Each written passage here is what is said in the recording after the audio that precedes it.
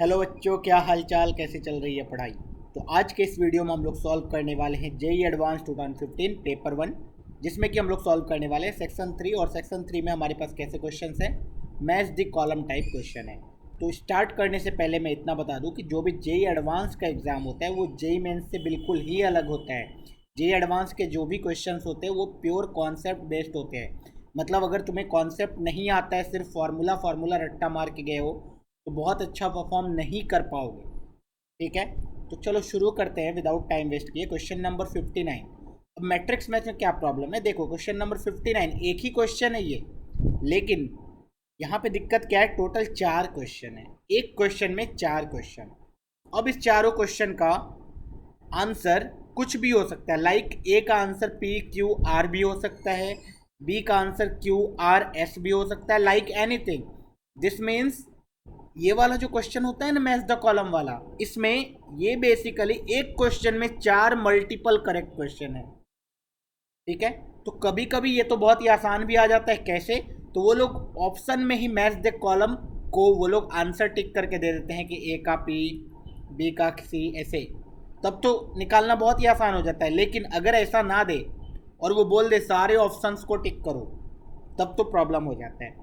चलो एक एक करके क्वेश्चन सॉल्व करेंगे। 59 का ए पार्ट पहले सॉल्व करते हैं।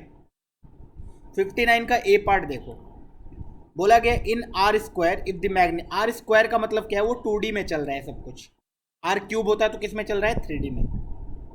बोला गया if the magnitude of the projection of this vector on this vector is √3। Simple सी बात, फंडा पकड़ना है हमें। हमें बोला गया हमारे पास एक वेक्टर होगा और एक दूसरा वेक्टर होगा। कौन बड़ा है कौन छोटा है उससे मुझे फर्क नहीं पड़ता है, बस they are saying that suppose if this angle is theta and this vector is B vector, this vector is A vector. तो उन्होंने क्या बोला, इस बी वेक्टर का अगर ए वेक्टर पे प्रोजेक्शन लिया जाए तो उसका जो मैग्नीट्यूड है दिस, ये मैग्नीट्यूड √3 के बराबर है। अच्छा, ये मैग्नीट्यूड होता कितना है, तो तुम बोलोगे mod B cos theta.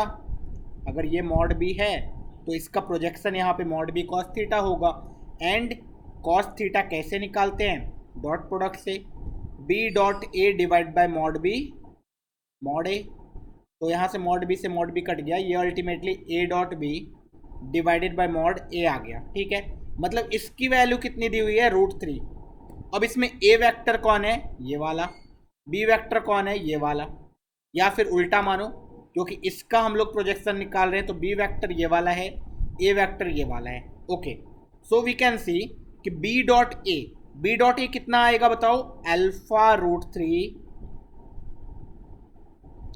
Plus beta divided by mod A. Mod A का मतलब इसका मैग्नीट्यूड जो कि 2 दिख रहा है, इज इक्वल टू गिवन है √3। सो यहां से we can see alpha √3 plus beta कितना आ गया, 2√3। ओके, एक इक्वेशन आ चुका है अल्फा बीटा में, दूसरा इक्वेशन चाहिए जो कि उन्होंने दे रखा है। So we can see they have also said that alpha is equal to 2 plus √3 beta. भैया तो अल्फा की वैल्यू क्या करो, मुझे क्या चाहिए, अल्फा ही चाहिए। तो कुछ भी कर सकते हो, या तो अल्फा की वैल्यू सब्सटीट्यूट करो, बीटा निकालो, बीटा निकालने के बाद अल्फा आ जाएगा, या तो बीटा की वैल्यू सब्सटीट्यूट करो। मुझे अल्फा की वैल्यू सब्सटीट्यूट करना ज़्यादा आसान लग रहा है, इसलिए मैं अल्फा की वैल्यू सब्सटीट्यूट करूंगा भैया। तो अल्फा डाल दिया उधर, √3 into this 2√3, √3 into √3 beta 3 beta plus एक बीटा इज इक्वल टू 2√3। अरे भाई भाई भाई, यहाँ से तो बीटा आ गया, कैसे, 2√3 का कट गया एंड 4 बीटा की वैल्यू 0 आ गई। 4 बीटा अगर 0 आ गई तो बीटा कितनी आ गई, 0 आ गई। अच्छा, बीटा अगर 0 आ गई तो डाल दो, इसमें डाल दो या उसमें डाल दो। यहाँ अल्फा इज इक्वल टू 2 आ गई, तो मॉड अल्फा कितनी आ गई, 2 आ गई। दिस मीन्स ए का आंसर क्या होगा, ए का answer will be Q. Simple था पहला क्वेश्चन और हमने आसानी से कर भी लिया। चलो नेक्स्ट क्वेश्चन पे मूव करते हैं। नेक्स्ट क्वेश्चन मेरे हिसाब से 2015 का सबसे इजीएस्ट क्वेश्चन रहा होगा। ये क्वेश्चन बोर्ड लेवल का है, बोर्ड में पूछे जाते हैं ऐसे क्वेश्चन भाई। देखो भैया, बोला गया है if A and B be real number such that the function this, ये तुम्हारे पास एक फंक्शन है, is differentiable for all X belongs to real number. अच्छा, इन्होंने बोला ये जो तुम्हारे पास फंक्शन लिखा हुआ है ना, ये सारे एक्स के लिए डिफरेंशिएबल है, ऐसा कोई एक्स बच ही नहीं रहा है जहाँ पे ये डिफरेंशिएबल नहीं है। अच्छा, कोई फंक्शन डिफरेंशिएबल है मतलब वो कंटिन्यूअस अपने आप हो गया। ओके, तो सबसे पहला तो यही लगा देते हैं। शक किस पे? सिर्फ साइन चेंज हो रहा है, बेसिकली फंक्शन अपना डेफिनेशन चेंज कर रहा है वन पे, तो वन पे ही प्रॉब्लम है, बाकी कहीं तो प्रॉब्लम होने वाला है नहीं, क्योंकि ये भी एक पॉलिनोमियल है और ये भी एक पॉलिनोमियल है। सो पॉलिनोमियल में कोई दिक्कत नहीं होता है, polynomial is always differentiable and continuous. तो वन पे डाल दिया, पहले तो बोल दिया L H L is equal to R H L होना चाहिए at X is equal to 1। तो यहाँ से वी कैन सी -3a -2 होना चाहिए b प्लस ए स्क्वायर के बराबर। Okay, so we can see is equal to F of 1, तो एफ ऑफ 1 भी b प्लस ए स्क्वायर ही है। तो यहाँ से we have got a relation in A and B. अब मुझे ए पूछा गया तो ऑब्वियस सी बात है मैं बाद में बी को ही एलिमिनेट करने वाला हूँ, लेकिन सेकेंड कहाँ से इक्वेशन आएगा? तो मैं बोलूँगा भैया डिफ्रेंशिएट मार, डिफ्रेंशिएट मार, जल्दी मार दिया। क्या आ गया? -6ax -2 का कटा 0 हो गया। एंड इधर बी, क्या यहाँ पे इक्वालिटी लगा पाएंगे? बोलेंगे बिल्कुल भी नहीं, क्योंकि अभी तो मुझे पता नहीं है क्या होने वाला है, लेकिन लगा सकते हैं। क्यों? क्योंकि उन्होंने बोल रखा है कि ये डिफरेंशिएबल है। लगा दो भाई, ये डिफरेंशिएबल है। तो we can see L H D R H D सब बराबर -6ab के बराबर 1 डाल दिया। तो यहाँ से मैं अब क्या करूँगा, सबको पता होना चाहिए, b की वैल्यू इधर रख दूंगा भैया। -3a -2 is equal to -6a plus A square. Okay okay okay, A square -3a plus 2 is equal to 0। यहाँ से a -1 into a -2 is equal to 0, a is equal to 1,2। सो दो आंसर आ गया। Then the possible values of a is और are 1 and 2। तो बताओ भाई b का आंसर क्या है? 1 and 2। b का आंसर क्या है? 1 and 2। p and q दिख रहा है, multiple correct. Question number C पे चलते हैं। बढ़िया क्वेश्चन, कॉम्प्लेक्स नंबर का क्वेश्चन। ठीक है, कर लेंगे, कॉम्प्लेक्स नंबर है तो क्या हुआ, हमें तो सब कुछ आता है। वो ऊपर से क्यूब रूट ऑफ यूनिटी, भाई क्यूब रूट ऑफ यूनिटी तो आसान होता है बहुत। Omega not equal to 1 be a complex cube root of unity, this means omega cube कितना गिवन है? 1 है। ओके, सो यहाँ पे 3 - 3 omega plus 2 omega square to the power 4n plus 3 plus 2 plus 3 omega minus 3 omega square पे power 4n plus 3 plus -3 plus 2 omega plus 3 omega square पे power 4n plus 3 की value 0 है। तो पूछी गई है भाई बाकी सब n की वैल्यू बताओ। डिफिकल्ट क्वेश्चन, कैसे करेंगे? 4n plus 3 4n plus 3 4n plus 3 power है, अब n इज इक्वल टू 1 2 3 डालना तो स्टार्ट नहीं करेंगे ना। हमने अंदर वाले नंबर्स को देखा, नंबर्स को देखने के बाद कुछ चमका। क्या? खाली नंबर्स को देखना। 3 -3 2 प्लस 2 है, यहाँ भी 3 -3 प्लस 2 है। ओमेगा ओमेगा बाकी सब मत देखो अभी। यहाँ भी 3 -3 प्लस 2 है। अरे भाई, तो अगर मैं सबको एक ही टाइप का बना दूँ तो कॉमन निकाल पाऊँगा। मतलब ये 3 को 3 रहने दिया, 3 ओमेगा रहने दिया, 2 ओमेगा स्क्वायर रहने दिया। ठीक है, अगले वाले को 2 ओमेगा स्क्वायर चाहिए तो 2 ओमेगा स्क्वायर दिया, 3 ओमेगा क्यूब हो गया तो ये 3 बन गया एंड -3 ओमेगा बन गया। अब मैंने क्या किया, बेसिकली सब में ओमेगा स्क्वायर से मल्टीप्लाई किया, तो ओमेगा स्क्वायर से मुझे डिवाइड भी करना पड़ेगा।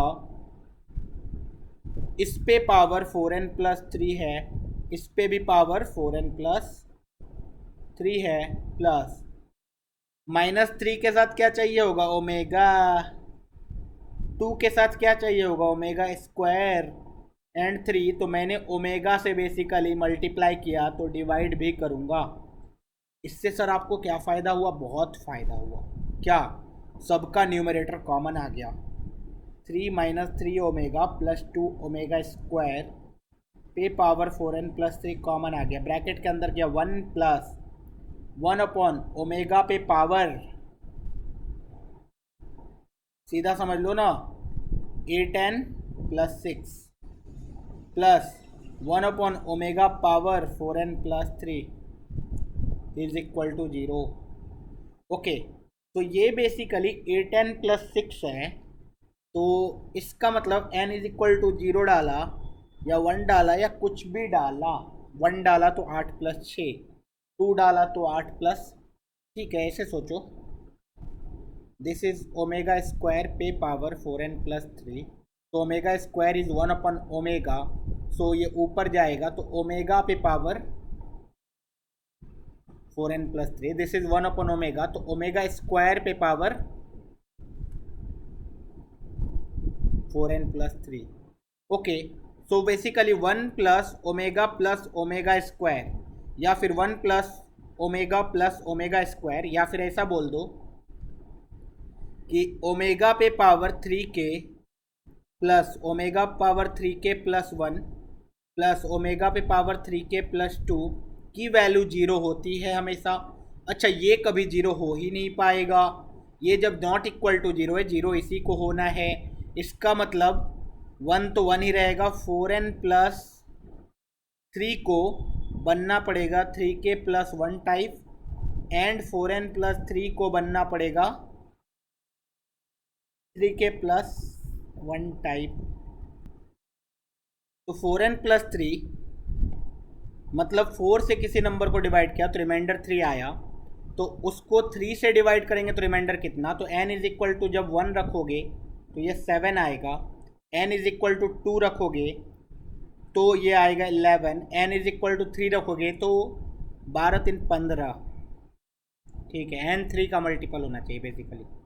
तो n इज 3 का मल्टीपल, तो n 3 का मल्टीपल क्या क्या हो सकता है भैया, 3 हो सकता है बस, सी का आर।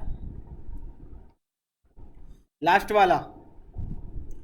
वाला क्वेश्चन किस पे है, APGPHP सीक्वेंस सीरीज। बोला गया harmonic mean of 2 positive real number A and B before. अच्छा, 2 नंबर्स का हार्मोनिक मीन तो तुम्हें आता होगा क्या, 2AB divided by A + B। ये तो बहुत ही सिंपल है, ये गिवन है 4, तो यहाँ से we can see AB is equal to 2 times A + B, एक रिलेशन आ गया है भैया। अब बोला गया if Q is a positive real number, Q एक पॉजिटिव रियल नंबर है, such that A 5 Q B ये सब के सब किस में है, AP में है। Then the value of Q - A पूछा गया है, Q - A पूछा गया है। We can see 5 × 2 10 is equal to A + Q है, हाँ है। ओके, यहाँ से और वी कैन सी कि A + B is same as 5 + Q है, हाँ है। तो A + B को वहाँ सब्सटीट्यूट कर देंगे तो AB आ जाएगा 2 टाइम्स 5 + Q, हाँ। ओके, अब मुझे चाहिए भैया Q - A, Q - A चाहिए। A B को देखो, अब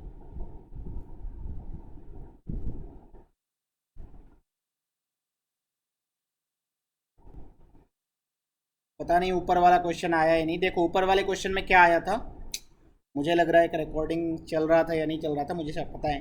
ठीक है, तो ये 0 होगा, ये 0 होगा जब, तो ये 0 होगा तो ऑब्वियस सी बात है 4n+3 को 3 का मल्टीपल होना पड़ेगा, तो वो 15 पे आ रहा है, n इज इक्वल टू 3 पे।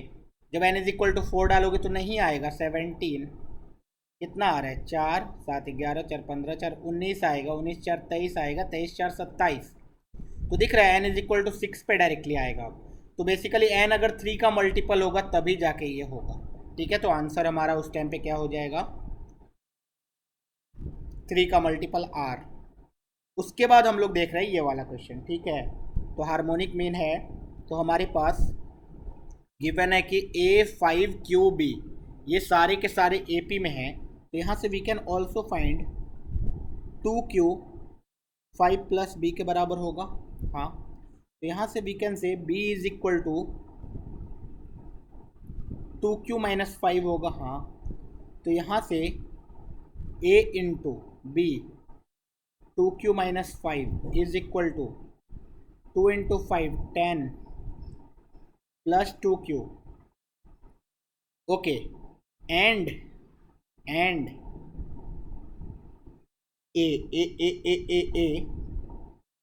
ए के बारे में मुझे पता है ना, A is equal to 10 minus Q, so this is 10 minus Q into 2Q minus 5 is equal to 10 plus 2Q। इस क्वाड्रेटिक इक्वेशन को सॉल्व करेंगे तो Q आ जाएगा। इस क्वाड्रेटिक इक्वेशन को सॉल्व करेंगे तो Q आ जाएगा। भाई क्वाड्रेटिक इक्वेशन इजी होगा, देखो।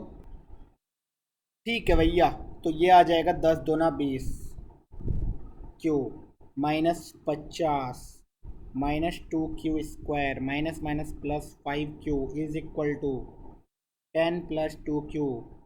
तो यहाँ पे दिख रहा होगा 20 प्लस 25, 25 में से 2 गया 23Q, 50 minus 60 minus 2Q square is equal to 0। तो यहाँ से we can see 2Q square minus 23Q plus 60 is equal to 0। इसको जैसे ही सॉल्व करेंगे Q आ जाएगा, Q आ गया तो A आ जाएगा, A आ गया Q आ गया, ऑब्वियसली बात है Q 2 आएगा तो A भी 2 आएगा, तो Q माइनस A का मॉड आ जाएगा। ठीक है, okay. Next question number 60। Question number 60 में भी 4 पार्ट है टोटल, एक एक करके सॉल्व कर लेंगे। पार्ट 1 देख लो भैया, SOT एक क्वेश्चन तो आता ही है SOT से हर बार। बोला गया है कि in a triangle XYZ let XYZ क्यों दे दिया, ABC ही दे देता फालतू का फंसाने के लिए, उससे तो कोई नाम वाम से फ़र्क पड़ता नहीं है। ठीक है, चलो XYZ ले लिया, X के सामने वाला साइड A, Y के सामने वाला साइड B, Z के सामने वाला side C। Okay, with the length of the side opposite to XYZ if ये गिवन है 2A square minus B square is equal to C square and lambda is equal to something like this, then the possible value of this, n की possible value. ठीक है, 2 into A square minus B square. बताया जाता है side से अगर trigonometric angle में जाना है तो साइन रूल यूज करो, तो साइन रूल यूज़ कर लेंगे। हमें पता होता है A is equal to 2R sine A, B is equal to 2R sine B, C is equal to 2R sine C। तो 2R का स्क्वायर कट जाएगा दोनों साइड से, तो डायरेक्टली इसको बोला जा सकता है sine square X minus sine square Y is equal to sine square Z। तो यहाँ से sine square A minus sine square B का एक फॉर्मूला होता है sine X plus y into sine X minus y, है ना। याद करो sine A plus B into sine A minus B क्या होता है, sine square A minus sine square B। तो वही वाला फॉर्मूला लगा दिया मैंने। अच्छा, साइन X माइनस वाई हमें पता है क्या है, लैम्डा टाइम साइन Z। तो 2 into sine X plus y into lambda time sine Z is equal to sine square Z। So यहाँ से साइन जेड काटना पड़ेगा, क्यों, क्योंकि sine z can not be equal to 0, angle 180 degree भी नहीं हो सकता है, एंगल 0 डिग्री भी नहीं हो सकता है। तो यहाँ से we can see 2 lambda into sine x plus y को लिख दिया पाई माइनस जेड, तो अल्टीमेटली साइन जेड बन गया, और साइन जेड से साइन जेड फिर से कट गया, तो 2 लैम्डा की वैल्यू 1 आ गई। तो यहाँ से we can see lambda is equal to 1/2। So अब पूछा गया n की वैल्यू क्या होगी, such that cos n pi lambda 0 हो जाए। तो हमें पता होता है भाई कॉस 0 कहाँ होता है, 2n प्लस 1 पाई/2 पे, है ना, 2n प्लस 1 पाई/2। इसका मतलब n क्या होना चाहिए, ऑड नंबर, n होना चाहिए ऑड नंबर। p चलेगा, r चलेगा, एस भी चलेगा। ओके, तो अब ए सॉल्व हो गया। साइन रूल का प्यारा सा क्वेश्चन था, ये क्वेश्चन भी साइन रूल का ही है। बोला गया है ये एक रिलेशन होल्ड कर रहा है, अगर ट्राइंगल वही वाला है तो then the possible value of A one B. Obvious सी बात है, एंगल गिवन है, साइड पे आना है, साइन रूल लगेगा। साइन रूल लगेगा, लेकिन cos 2x cos 2y given है, तो ऑब्वियस सी बात है हम लोग फॉर्मूला लगाएंगे। cos 2x is 1 minus 2 sine square x minus 2 into cos 2y is 1 minus 2 sine square y is equal to 2 sine x sine y. Okay, यहाँ से 1 plus 1 2 minus 2 sine square x minus 2 plus 4 sine square y is equal to 2 sine x sine y. 2 से 2 गया। Okay, सो सबको एक side लेके जा सकते हैं क्या? सो यहाँ से नहीं तो डायरेक्टली बोलते हैं minus 2a square plus 4b square is equal to 2ab। ठीक है, तो 2 से 2 भी कट गया, तो minus a square plus 2b square is equal to a b. मुझे a बाई बी चाहिए, तो मैं a b स्क्वायर से डिवाइड करूँगा, तो minus a by b the whole square plus 2 is equal to a by b. तो a by b में एक क्वाड्रेटिक आ गया बहुत ही प्यारा सा, that is a by b the whole square plus a by b minus 2 is equal to 0। तो this is a by b minus 1 into a by b plus 2 is equal to 0। तो यहाँ से a by b is equal to 1 या minus 2। Minus 2 कभी हो नहीं सकता है, साइड का रेशियो नेगेटिव कैसे हो जाएगा, तो a बाई बी को 1 ही होना पड़ेगा। तो a बाई बी 1 हो सकता है, a बाई बी की वैल्यू p। सिंपल, ठीक है। C part in R square let this and this. R square का मतलब 2d। If this is o, x मुझे पता होगा √3 कॉमा 1 ox। oy पता होगा मुझे 1 कॉमा √3। अच्छा, oz मुझे नहीं पता है, चलो देखते हैं पहले। बोला कि the distance of this z कुछ भी है ये बीटा कॉमा 1 माइनस बीटा। ठीक है, ये z है। From the bisector of the acute angle, obvious सी बात है एक्यूट एंगल ये होगा, इन दोनों, ये टोटल एंगल 60, ये 30, ये 30, तो एक्यूट एंगल ये होगा। एक्यूट एंगल का बाइसेक्टर, तो ये एंगल 45 डिग्री। या तो ऐसे कर लो, ये लाइन है y is equal to x, y is equal to x से डिस्टेंस निकाल लो, उसको बराबर कर दो 3/√2 से। या फिर तुम वेक्टर के फॉर्म से चलना चाहते हो, तो दो वेक्टर का क्या करो, पहले दो वेक्टर का बाइसेक्टर निकालो, a cap x cap upon y cap, उससे z का डिस्टेंस निकाल लो। तो दोनों में से कोई तरीका चलेगा। तो ये लाइन है x minus y is equal to 0, इसका distance beta comma beta minus 1 minus beta divide by √2 का मॉड इज इक्वल टू 3/√2। √2 से √2 कट गया, बीटा माइनस 1 प्लस बीटा का मॉड इज इक्वल टू 3। तो 2 beta minus 1 is equal to 3 और 2 beta minus 1 is equal to -3।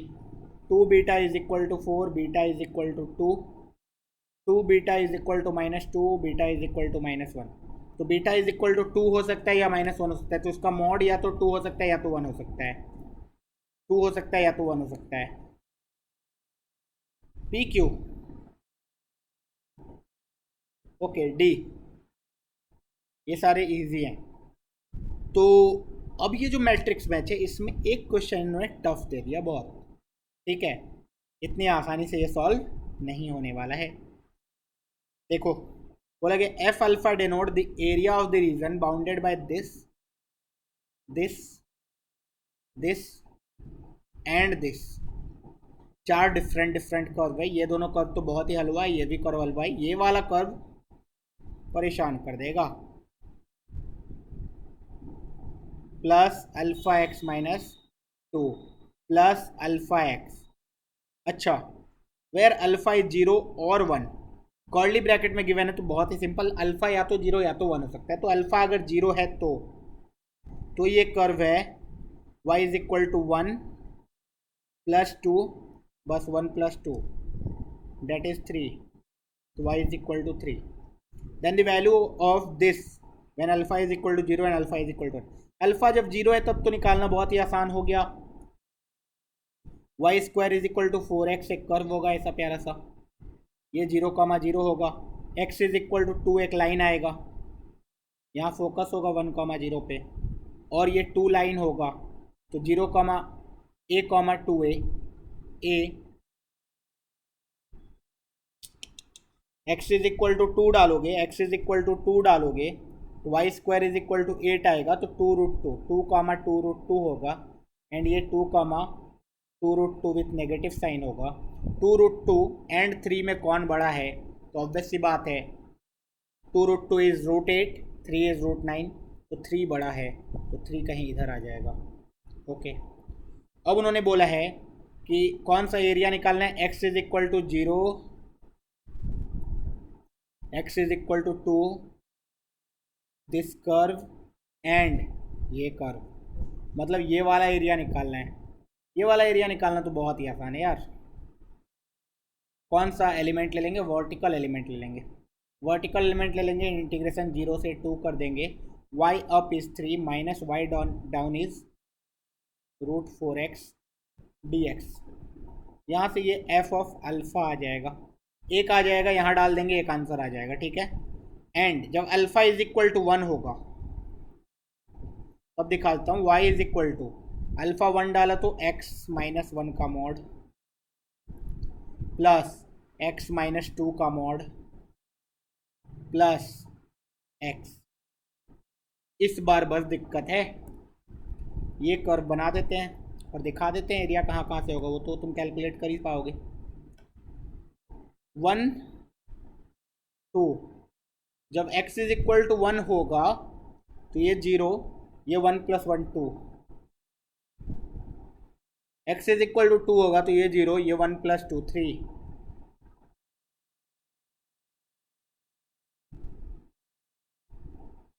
इसके इधर ऐसा, इसके इधर ऐसा. ठीक है. ओके. अब जो पैराबोला जाएगा वो 0 से जाएगा 1 पे वो 2 देगा, ऑब्वियस सी बात यहीं से पास करेगा. एंड अब यहाँ पे 2 पे देख लेते हैं, 2 पे ये कितना दे रहा है 3, तो वो 2√2 दे रहा है, तो नीचे से जाएगा. And like this. ठीक है, ऐसा कुछ सिचुएशन होगा. ये parabola. And x is equal to 2 line यहाँ से पास करेगा, x is equal to 0 line, y is equal to ये कर्व एंड ये पैराबोला. तो कौन कौन सा एरिया आ गया, अरे यार ये एरिया एंड ये एरिया निकालना बहुत ही आसान. डायरेक्टली क्या बोल देंगे, डायरेक्टली 0 से 2 तक जाओ वर्टिकल एलिमेंट लेके. y up minus y down, यहाँ पे y डाउन 1 से छोटा, 1 से छोटा में पहला वाला नेगेटिव,